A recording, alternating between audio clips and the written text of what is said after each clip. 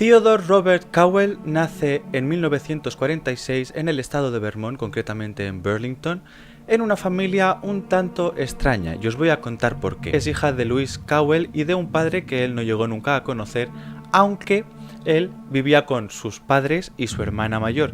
Lo digo así porque en verdad sus padres eran sus abuelos y su hermana mayor era su madre verdadera. Esto lo hicieron para encubrir que la niña había tenido a un crío tan joven. Aquí empiezan los problemas porque su padre, que en realidad era su abuelo, era un señor borracho y maltratador, por lo que en 1950, cuando Ted tenía 4 años, su madre, que hasta entonces él creía que era su hermana, Louise Cowell, decide llevárselo y mudarse al estado de Washington, concretamente en Tacoma, donde ella se casará con un cocinero militar llamado Johnny Culpeper Bundy, del que tomará el apellido luego Ted Bundy, y por eso lo conocemos como Ted Bundy y no como Ted Cowell. El matrimonio fue bien, o eso quiero pensar yo, por el hecho de que tuvieron 4 hijos más aparte de Ted.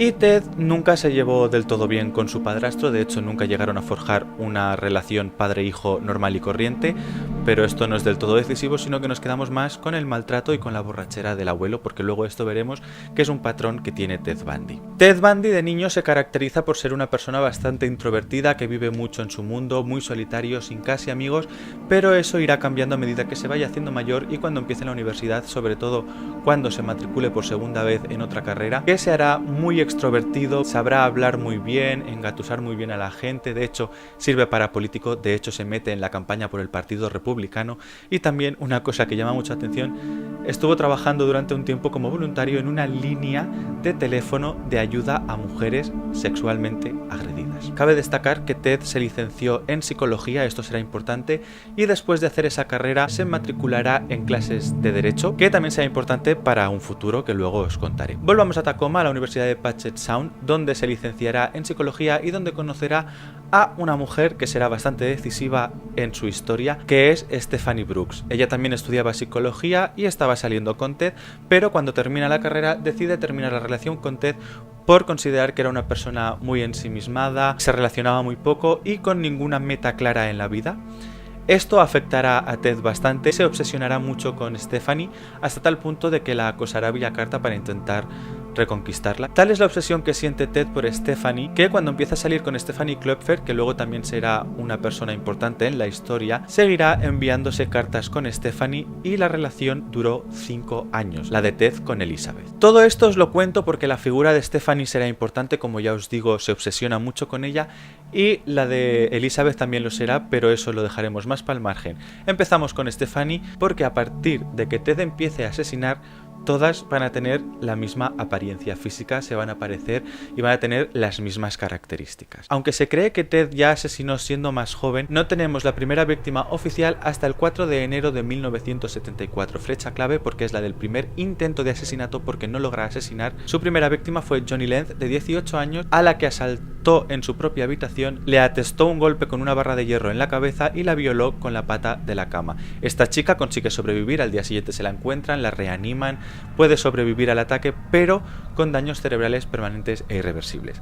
No será hasta 27 días después, es decir, el 31 de enero de 1974, cuando tenemos a la primera víctima asesinada y muerta. Linda Ann Healy, de 21 años. La golpea en la cabeza, se lleva el cuerpo y luego será encontrado este cuerpo en unas montañas cercanas. Ted empieza aquí su andadura como asesino en serie y asesina a bastante gente: Carol Valenzuela, de 20 años, Nancy Wilcox, de 16, Donna Mason, de 19 años, Susan Rancourt, de 18 años, Roberta Parks, de 20 años, Brenda Ball, de 22, Georgina Hawkins, de 18, Janice Otto y Dennis Naslund. Estas 4 últimas son importantes en la historia porque aquí ya tenemos testimonios que dicen que se las ha visto por última vez hablando con un hombre que les pedía ayuda para subir cosas a su coche, y que ese hombre tenía o un brazo enyesado o en un cabestrillo, o que llevaba muchos libros y necesitaba ayuda para meterlos en el coche, o incluso que al tener una mano mal necesitaba ayuda para arrancar el motor del coche. De hecho, Janice Otto y Dennis Naslund, que son las dos que desaparecieron en el parque Lake Samamis, se sabe que fueron engatusadas por el hombre del cabestrillo, que se hacía pasar por extranjero, normalmente fingía un acento australiano o inglés, y les pedía ayuda para remolcar su barca en el coche, ya que él, al tener una mano lesionada, no podía. Estas dos chicas tuvieron la mala suerte de que confiaron en que el hombre era de fiar y no lo fue y desaparecieron. Los cuerpos de estas dos chicas aparecieron tiempo después en la cuneta a 3 kilómetros del pueblo más cercano a Lake Sammamish. Durante todo este tiempo, porque tenemos que decir que el primer asesinato se perpetra en enero de 1974 y el de las chicas de Lake Sammamish ocurrió el 14 de julio de ese mismo año, es decir, ha pasado medio año, aun y teniendo testigos que han visto por última vez a las chicas hablando con el hombre del cabestrillo, todavía no tenemos ningún retrato robot porque Ted no era tonto y sabía lo que se hacía y cambiaba su apariencia constantemente. Se cortaba el pelo, se cambiaba el peinado, se dejaba barba, se dejaba bigote. Sabía cambiar su apariencia física para que nadie pudiera decir quién era exactamente mediante sus rasgos físicos. Ted decide irse a Utah, donde también matará a más gente. Concretamente, el 18 de octubre de 1974 mata a Melissa Smith, de 17 años, que es la hija del sheriff de entonces, y quiero que os quedéis con este nombre porque luego también tendrá importancia. Y el 30 de octubre a Laura Amy, de 17 años, cuyo cuerpo fue encontrado violado, agredido físicamente y con un golpe en la cabeza con una barra de hierro. Ted Bundy se caracteriza sobre todo por matar antes de violar, es decir, practica la necrofilia, y como podéis ver a casi todas o todas las ha dejado inconscientes de un golpe en la cabeza con una barra de hierro. Eso también será importante para después. Nos movemos un mes en el tiempo, vamos a noviembre de 1974, concretamente el día 8 de noviembre, porque aquí tenemos dos hechos clave que cambiarán bastante el rumbo de la historia. Tenemos el caso de Carol Darronch y el caso de Debbie Kent. La primera, Carol Darronch, fue la primera superviviente en vida de Ted Bundy. ¿Qué pasó? Esta chica estaba en un centro comercial de compras y Ted Bundy se le acercó diciendo que era policía y que había visto cómo habían intentado robar su auto. Con esta excusa le dice que se monte en su coche, que la lleva a comisaría para que pueda denunciar el caso. ¿Qué pasa? Que obviamente Ted Bundy no era policía y no iba a llevar a Carol Darronch a la comisaría, pero con la suerte de que Carol puede defenderse y consigue zafarse y escapar del coche con las esposas atadas a una mano, y esto será importante porque después de ir a comisaría y de hacer el que por fin será el primer retrato robot de Ted Bundy, que no es que se le parezca mucho, pero bueno, ya tienen algo, saben que se llama Ted y tienen un retrato robot hecho por Carol Darronch. Las esposas, como decía, serán importantes en este caso porque esa misma noche del 8 de noviembre secuestra a Debbie Kent, de 17 años, que había ido al instituto con sus padres a ver una obra de teatro. Ella se debe de excusar o algo parecido diciendo que va fuera a tomar el aire o algo así, si no recuerdo mal, y como tarda tanto, sus padres salen a buscarla, no la encuentran y deciden llamar a la policía. La policía acude al lugar y en el parking del instituto encuentran una llave, que esa llave será la de las esposas de Carol Darronch. Este suceso también será importante porque un hombre testigo ve como un coche Volkswagen Beetle beige sale a toda prisa de ese parking esa misma noche y creen que es el del secuestrador. Entonces ya tenemos el primer retrato robot del asesino en serie y sabemos qué coche usa. Se termina el año y en 1975 nos tenemos que trasladar a Colorado porque Ted decide irse allí y ahí continúa con los asesinatos. El 12 de enero de 1975 secuestra y asesina a Karin Campbell, de 23 años, que estaba de vacaciones con su marido y sus hijos en Colorado y estaban en el lobby del hotel, y ella decide irse a la habitación a por una revista, suben el ascensor, pero nunca volvió a bajar. Su cuerpo lo encuentran meses después, como no, con una herida en la cabeza producida por el golpe de una barra de hierro y violada. 15 de marzo de 1975 desaparece Julie Cunningham, de 26 años.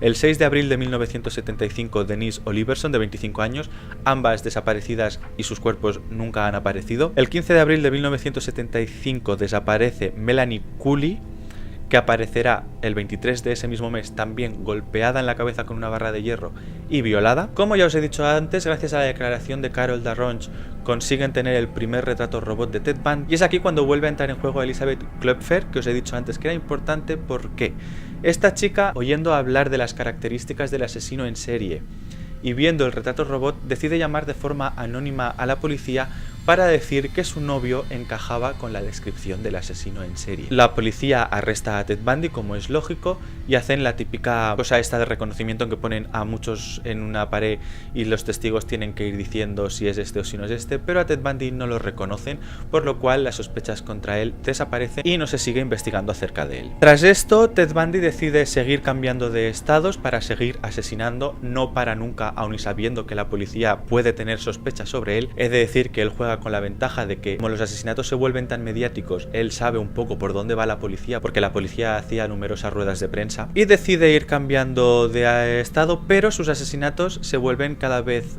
más mal planeados y va dejando pistas y no los hace tan meticulosamente como hasta ahora. Luego llegamos a otra fecha clave, que es el 16 de agosto de 1975, que es una fecha clave porque la policía decide parar a un coche. Se ve que Ted Bundy debía conducir de una forma un poco mala y que llamaba la atención, y deciden pararlo para comprobar la matrícula y ver que no sea un coche robado así, y Ted decide darse a la fuga, pero rato después lo detendrán. Es gracias a esta detención que al abrir el maletero del coche encuentran en ese maletero materiales un poco sospechosos como la barra de hierro, guantes, cinta aislante, esposas y demás cosas que harán que se investigue y se lleve a juicio a Theodore Robert Bundy. Y ahora nos tenemos que trasladar al 23 de febrero de 1976, en el cual Ted se enfrenta a su primer juicio por secuestro agravado de Carol Darronch, donde en ese juicio Carol lo identifica como su secuestrador y se enfrenta a una pena de cárcel de 15 años. Pero la investigación del coche continúa porque ya sospechan que el que intentó secuestrar a Carol era el asesino en serie que estaban buscando y que había matado a tantísimas mujeres ya, y encuentran en el maletero pelo de chicas, concretamente de dos que os he dicho antes que eran importantes: Melissa Smith y Karin Campbell, la hija del sheriff de Utah y la mujer que desaparece en el hotel donde estaba de vacaciones con su marido y su hijo. Y estudios revelaron que la barra que tenía en el maletero del coche podría ser la causante de las heridas que se encontraron en los cráneos de los cuerpos que ya habían encontrado y reconocido. Entonces Ted se enfrentará a un segundo juicio, en este caso por asesinato, y aquí entra en juego el hecho de que haya estudiado Derecho. ¿Por qué? Decide despedir a sus abogados y representarse a sí mismo en el juicio. Como decide representarse a sí mismo, le dan permiso para ir a la biblioteca de la corte de Aspen, donde tendremos la primera de dos fugas de Ted Bundy. Y es que yo no entiendo por qué la única vigilancia que tenía era un señor que se quedaba en la puerta de la biblioteca, no entraba con él. Ted Bundy se quedaba solo en la biblioteca, sin esposar y sin ninguna vigilancia.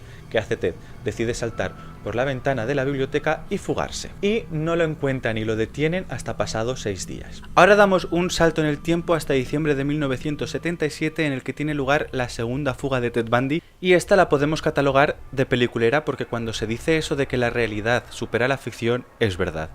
Ted Bundy, para llevar a cabo esta fuga, decide adelgazar, perder mucho peso, para así poder caber por un agujero que ha hecho en el techo de su celda, pasando por el falso techo hasta el despacho de unos policías, donde se quita el mono de presidiario, se viste con ropa de calle normal y sale por la puerta principal sin ser reconocido. Esta fuga es clave porque al escaparse, Ted Bundy, ni corto ni perezoso, decide seguir matando y llevar a cabo dos ataques que serán los decisivos, ahora sí que sí, en la historia de este señor. El primero, el 15 de enero de 1978, Ted Bundy entra a una hermandad, la Chi Omega en inglés, Chi Omega si lo leemos en español, en la que viola y mata a dos chicas, Margaret Bowman y Lisa Levy, y atacará a otras dos, pero que estas sobrevivirán, aunque con bastantes magulladuras, pero sobreviven. Y casi un mes después, el 8 de febrero de 1978, secuestra y mata a una niña de 12 años llamada Kimberly Leach. La mata y la tirará a una granja de cerdos. Como os he dicho antes, la forma de conducir de Ted debía ser un poco mala, cosa que hace que llame la atención de un policía que para el coche, y al comprobar la matrícula se da cuenta de que ese coche ha sido robado y detiene al conductor, que no sabe quién es. O sea, estamos hablando de una persona que lleva 4 años asesinando a mujeres, que ya han tenido detenido y no lo reconoce. Porque, como ya os he dicho antes, Ted sabe cambiar su apariencia y se niega a dar su identidad porque durante todo este tiempo ha vivido a base de tarjetas de crédito robadas. Y luego una cosa que me llamó mucho la atención es que los carnés de conducir en Estados Unidos en esa época no llevaban foto, era una cartulina con los datos y sin foto. Pasa el tiempo y al final, no sé si era él el que decide decir quién es o al final descubren quién es Ted Bundy, y empiezan los juicios que marcarán la diferencia en todo este caso. El primero de los dos juicios tiene lugar el 25 de junio de 1979 en Miami, en el que se le juzga por los asesinatos de las dos chicas de la hermandad Chi Omega. Otra vez Ted Bundy decide defenderse a sí mismo, pero las pruebas aquí son decisivas porque, aunque ahora no se tomen por válidas, las mordeduras que había en los cuerpos de las dos asesinadas en la hermandad coincidían con la dentadura de Ted Bundy, y luego aparte hay testigos que lo sitúan en el lugar del crimen. El jurado, después de muchas horas de deliberación, decide declararlo culpable y lo condena a muerte por silla eléctrica por el asesinato de Lisa Lavey y de Margaret Bowman. Luego, el 7 de enero de 1980, empieza un segundo juicio también en Florida. Aunque él ya estaba sentenciado a muerte por silla eléctrica y ya se encontraba en el corredor de la muerte, el Estado decide llevar a cabo un juicio en contra de Ted Bundy por el asesinato de Kimberly Leach, la niña de 12 años, que también perderá. Y aquí entra una cosa que yo no entenderé, o sea, para que veáis cómo funciona la mente humana. Durante todos estos años, Ted Bundy obviamente se convierte, como no, para los medios de comunicación en una sensación. Hay muchísimas entrevistas, él da entrevistas, habla a la prensa, se convierte en un fenómeno mediático.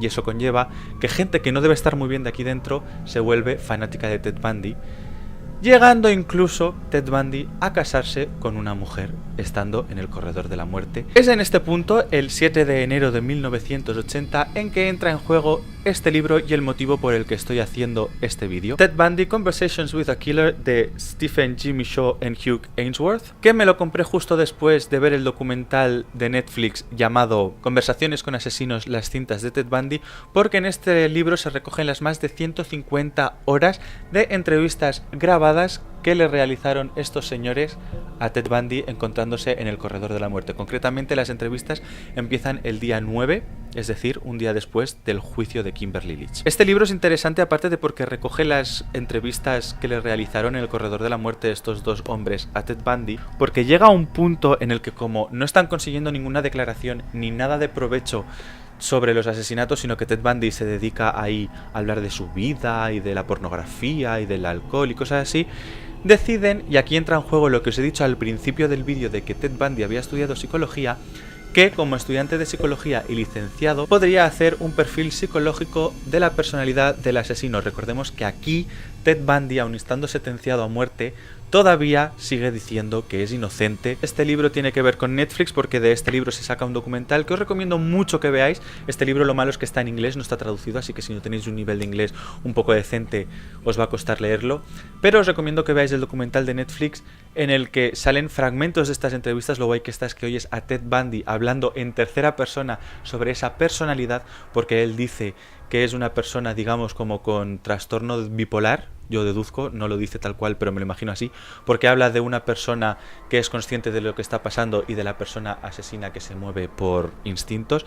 De hecho, como os he dicho antes, mataba y violaba, pero practicaba la necrofilia. Para Ted Bundy el fin no era la violación, sino que él sacaba provecho y sacaba disfrute, goce, asesinando, no violando, que la violación después era como un efecto secundario, por así decirlo, de la enajenación de esa personalidad. De hecho, se refiere así como personalidad. Es interesante porque cuenta súper detalladamente, cuando habla de tercera persona, de lo que debía de hacer esa personalidad antes de asesinar, en plan de que empieza dándose al alcohol y a los pequeños hurtos, y que lo primero que hacía era espiar por las noches a mujeres a través de las ventanas de las casas, pero que nunca había agredido a ninguna, que luego ya las acosa, las mata de noche, pero luego ya, como ve que puede persuadirlas y que nadie sospecha de él, empieza a hacerlo de día, y habla de todos los mecanismos psicológicos que podrían haber pasado por la mente de esa personalidad, como lo llama él, y es como en plan súper wow, porque dices, es que en realidad, ¿hasta qué punto no está hablando de sí mismo y es consciente de que está hablando de sí mismo, pero él sigue negando que él haya perpetrado ninguno de esos crímenes? El libro termina de repente un día que Ted Bundy dice que en verdad esto lo hacía para que luego fuese recordado, básicamente. Lo que también se muestra en el documental, y por lo que es tan importante Ted Bundy, ya no solo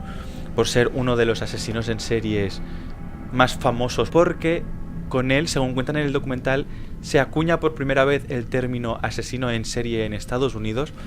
Gracias a él y a su psicología se ha podido establecer comportamientos y bases de datos y todo lo que ahora la policía tiene para poder pillar más rápido a los asesinos en serie. Y también llama la atención porque a mí, yo mientras veía el documental digo, qué gilipollas es la policía de Estados Unidos, porque vale que pasa en diferentes estados, pero ¿cuál era el problema y por qué tardan tanto en pillarle?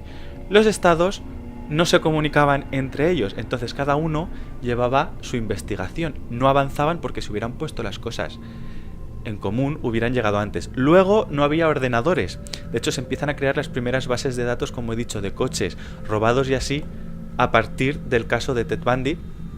y el internet no existía, entonces las comunicaciones eran bastante más lentas. Como he dicho, este libro termina justo antes de la ejecución de Ted Bundy. Ted Bundy intentó alargar al máximo la espera para la ejecución, de hecho la fijan para una fecha y la retrasa varias veces, y es al final, el 24 de enero de 1989, cuando finalmente muere en la silla eléctrica, y es justo antes cuando declara, en un intento de prorrogar otra vez más esa muerte, el asesinato de una treintena de mujeres a Robert D. Keppel, ex investigador jefe de la Oficina del Fiscal General del Estado de Washington. Aunque haya declarado esa treintena de asesinatos, no se sabe a ciencia cierta cuántos fueron. Como os he dicho antes, se cree que ya había matado antes del 4 de enero del 74, que es cuando tiene lugar el primer crimen. Y como podéis ver, muchas mujeres, sus cuerpos no han sido encontrados, y también puede ser que haya habido más asesinatos que no hayan sido fichados, por decirlo. Y ya está, eso es todo el vídeo, espero que os haya gustado, sé que habrá sido largo de cojones, pero tenía muchísimas ganas de hacer este vídeo porque la verdad es que me flipó el documental y siempre me ha llamado muchísimo la atención el tema de los asesinos en serie, porque no logro entender qué pasa por la cabeza de una persona para hacer lo que hizo gente como Ted Bundy, y es algo que siempre me ha flipado, por decirlo de alguna manera, y me ha llamado mucho la atención, y por eso quería hacer ese vídeo. Si os ha gustado, ya sabéis que podéis darle a me gusta y lo podéis compartir por vuestras redes sociales. Os podéis suscribir al canal en el bolo que os aparecerá por aquí. Por aquí os dejo el vídeo anterior por si lo queréis volver a ver, que no tiene nada que ver con esto. Prometo que la semana que viene ya vuelvo con el tema conejos. Y nada, eso es todo. Nosotros nos vemos pronto. ¡Chao!